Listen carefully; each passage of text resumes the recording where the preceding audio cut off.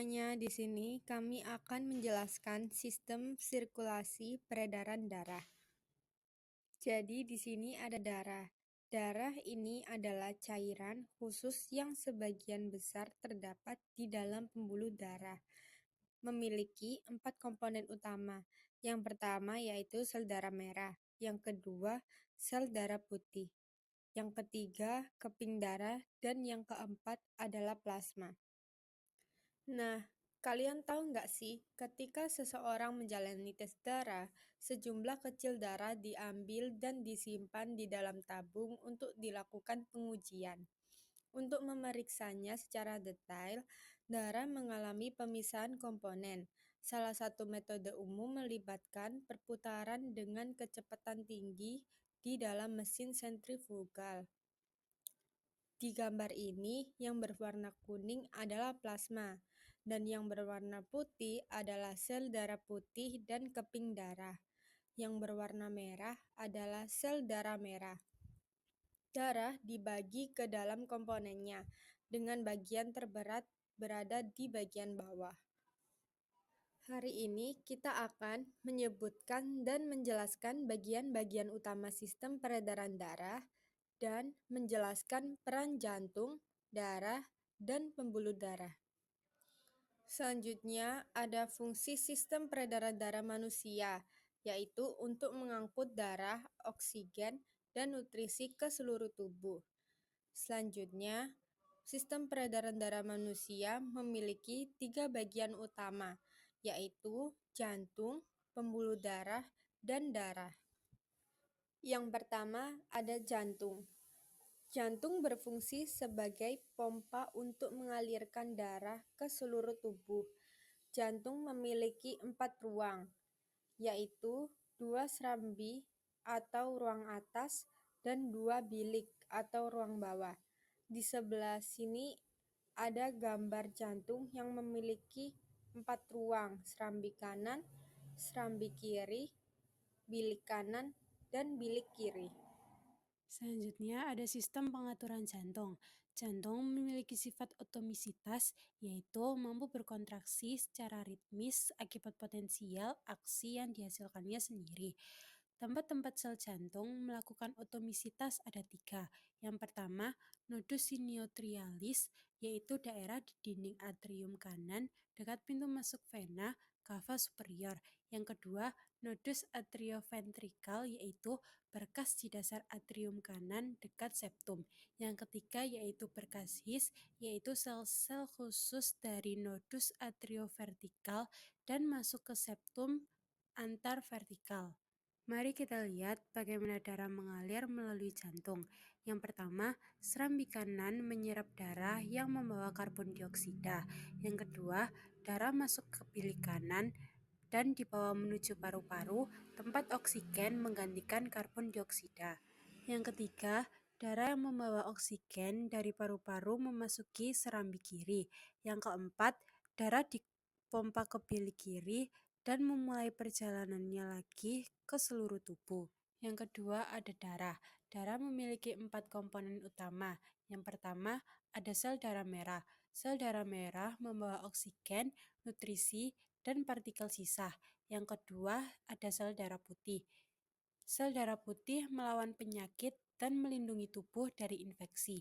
Yang ketiga ada keping darah. Keping darah berkumpul di lokasi cedera dan membantu proses pembekuan. Yang keempat ada plasma. Plasma yaitu cairan kuning pucat di tempat komponen lain mengapung di dalamnya. Selanjutnya kita akan menjelaskan secara detail tentang sel darah merah. Sel darah merah berfungsi mengedarkan oksigen melalui pengikatan oksigen oleh hemoglobin dan membawa karbon dioksida ke paru-paru. Pembentukannya disebut dengan eritropoiesis, terjadi di sumsum merah tulang dan bersirkulasi selama 120 hari sebelum rapuh dan pecah. Nah, selanjutnya ada sel darah putih. Sel darah putih ini berjumlah 5.000 sampai 10.000 sel per mm3 darah. Berfungsi melindungi tubuh terhadap benda asing, virus, dan bakteri. Memiliki sifat diapedesis, menembus pori-pori membran kapiler. Bergerak amobit, gerakan menyerupai amoeba. Kemotaksis bergerak karena pengaruh pelepasan zat kimia oleh jaringan yang rusak. Fagositosis mampu menelan mikroorganisme benda asing dan sel darah merah yang sudah tua atau rusak. Selanjutnya, jenis-jenis sel darah putih. Ini berdasarkan ada tidaknya granula dalam sitoplasma. Yang pertama ada granulosit, dibagi menjadi 3. Yang pertama, neutrofil, yang berfungsi untuk dalam fagositosis. Yang kedua, eosinofil, berfungsi sebagai fagosit yang lemah dan pembuangan racun penyebab radang. Yang ketiga, ada basofil, mengandung histamin yang berfungsi untuk meningkatkan aliran darah ke jaringan yang cedera. Yang kedua dibagi menjadi 2, yaitu agranulosit. Yang pertama, limfosit, berperan dalam sistem kekebalan tubuh. Yang kedua, monosit, berfungsi sebagai fagosit yang aktif. Selanjutnya, di sini ada gambaran jenis sel darah putih, granulosit, basofil, eosinofil, neutrofil, organulosit, monosit, dan limfosit. Lalu, yang ketiga ada plasma. Plasma sendiri mengandung 92% air, 7% protein plasma, dan 1% bahan campuran kompleks organik, anorganik, dan gas darah. Jenis protein plasma sendiri ada albumin, globulin, dan fibrinogen. Yang keempat, ada keping darah, merupakan fragmen sel tidak bernukleus berasal dari megakaryosit di sumsum tulang. Jumlahnya di 150.000 sampai 400.000 sel per mm3 darah. Berumur 5 sampai 9 hari, berfungsi dalam hemostatis, perbaikan pembuluh darah yang robek dan pembekuan darah. Yang kelima ada pembuluh darah. Ini adalah tabung atau saluran yang membawa darah kita ke seluruh tubuh kita. Ada 3 jenis pembuluh darah. Pertama, vena, arteri, dan kapiler. Masing-masing berbeda dalam ukuran dan struktur. Sekarang, ayo kita amati 3 jenis pembuluh darah. Yang pertama, arteri. Arteri ini memiliki dinding paling tebal di antara ketiganya, memungkinkan menahan tekanan tinggi yang dihasilkan oleh jantung. Yang kedua, ada kapiler. Memiliki dinding paling tipis yang memungkinkan zat seperti oksigen dan gula untuk melewati dindingnya, masuk atau keluar dari darah. Yang ketiga, ada vena. Tidak terlalu berotot dan elastis dibandingkan dengan arteri, sehingga darah dapat mengalir melaluinya dengan tekanan darah rendah.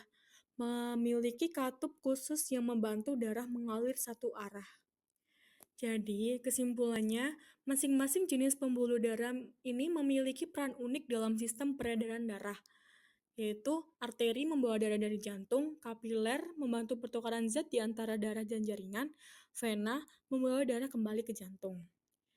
Ini adalah struktur pembuluh darah. Bisa kalian lihat. Lalu, selanjutnya yaitu transfusi darah. Apa sih itu transfusi darah? Transfusi darah adalah proses mentransfer darah atau produk berbasis darah dari seseorang ke sistem peredaran darah orang lain. Pemberi darah disebut juga dengan donor atau pendonor. Lalu, penerima darah itu disebut dengan resipien.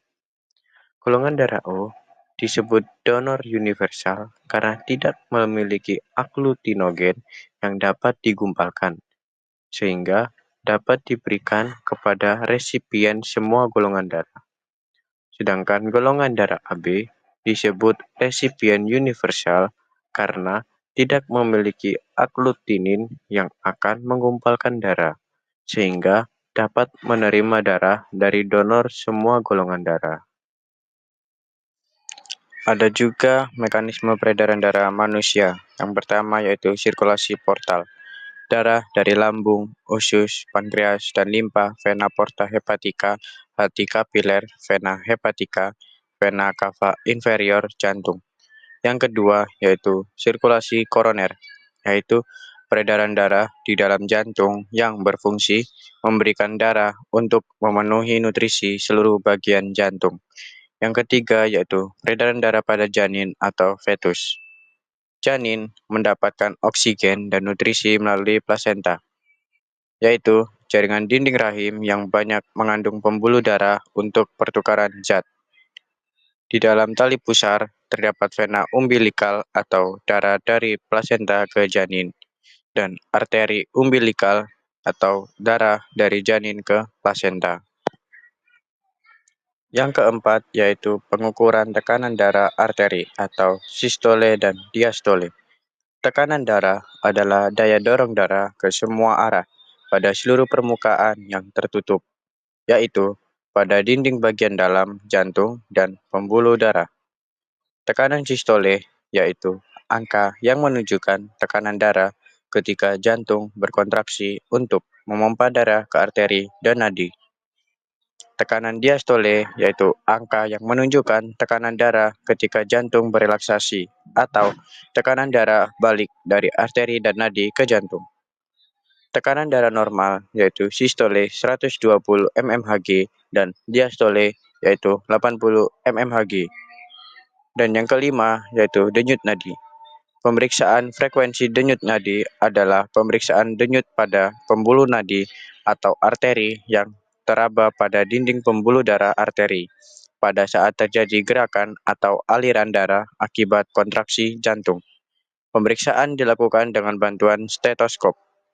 Faktor yang memengaruhi denyut nadi yaitu usia, jenis kelamin, irama sirkadian, bentuk tubuh, aktivitas, stres dan emosi, suhu tubuh, volume darah, dan obat-obatan. Selanjutnya ada sistem limfa. Sistem limfa memiliki beberapa fungsi, yaitu yang pertama, mengembalikan kelebihan cairan jaringan. Yang kedua, yaitu mengendalikan kualitas aliran cairan jaringan. Yang ketiga, yaitu mengeluarkan zat-zat toksin dan sel yang rusak dari jaringan. Yang keempat, yaitu mengangkut lemak yang sudah berbentuk emulsi.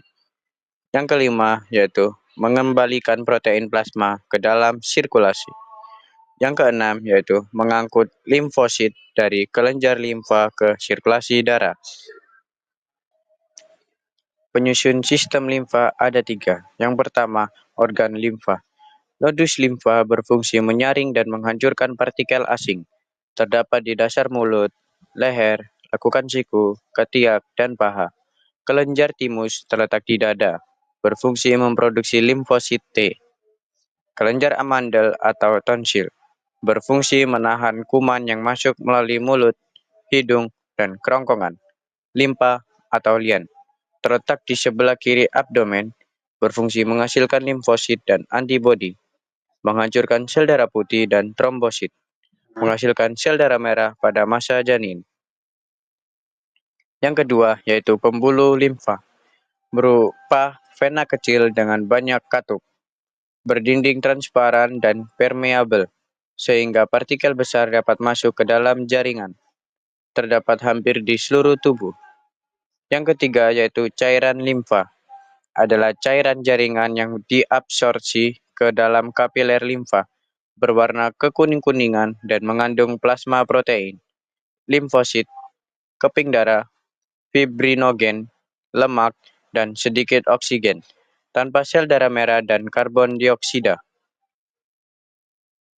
Lalu ada teknologi sistem peredaran darah. Yang pertama, elektrokardiograf, yaitu teknik mengetahui keadaan darah, jantung, dan pembuluh darah menggunakan gelombang ultrasonik untuk membentuk bayangan. Kedua, pemindaian dengan bahan radioaktif, yaitu deteksi penyakit jantung dengan cara injeksi bahan radioaktif yang tidak berbahaya. Ketiga, operasi bypass, yaitu teknik revaskularisasi atau membuat saluran baru melewati arteri koroner yang mengalami penyempitan atau penyumbatan. Keempat, terapi gen, yaitu teknik menumbuhkan pembuluh darah baru dengan menyuntikkan beberapa salinan gen yang mengkode VFGF atau Vascular Endothelia Growth Factor. Kelima, angioplasti, yaitu teknik membuka sumbatan pembuluh darah menggunakan kateter yang dilengkapi balon yang dapat memaksa pembuluh darah terbuka dan plak akan terdorong keluar. Keenam, transplantasi jantung. Ketujuh, pacemaker, yaitu alat pemacu detak jantung untuk menstabilkan detak jantung dengan cara memberi impuls listrik berkekuatan. Lalu kita sampai juga di bagian yang terakhir, yaitu rangkuman. Sistem peredaran darah membawa oksigen dan nutrisi ke seluruh tubuh, sekaligus membuang kotoran. Pertama, jantung. Organ berotot yang memiliki 4 ruang, yang memiliki fungsi memompa darah ke seluruh tubuh. 2. Darah. Memiliki 4 komponen, yaitu yang pertama, plasma, sel darah merah, sel darah putih, dan platelet, dengan fungsi membawa oksigen, nutrisi, dan partikel sisa. Ketiga, pembuluh darah. Memiliki 3 jenis, yaitu pertama arteri, vena, dan kapiler, berfungsi sebagai saluran untuk darah.